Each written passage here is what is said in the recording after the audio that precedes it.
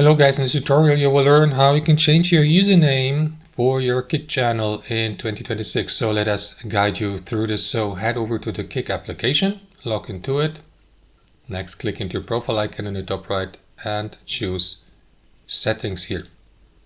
In your settings, what you want to do is navigate to profile, scroll down, and here under basic details, you will see your username.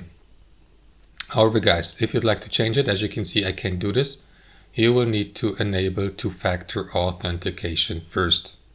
So click into this button, after that confirm your password here, and here guys, you can change your password here as well, and here guys you can enable the two-factor authentication. However, to do that you will need to either scan the QR code with your mobile phone, or you can use an external mobile authenticator app and using this this link here, or this code, sorry. Click into continue, and after that the given authenticator app will send you a 6-digit code. You will need to enter it here, click into continue there, and that is going to enable the two-factor authentication, so that you may now return to your profile settings and change your username now. As you can see, then the button here will be unlocked. I haven't done that yet, so I can't do this, but that's how it works guys. Thanks for watching, and I'll see you next time.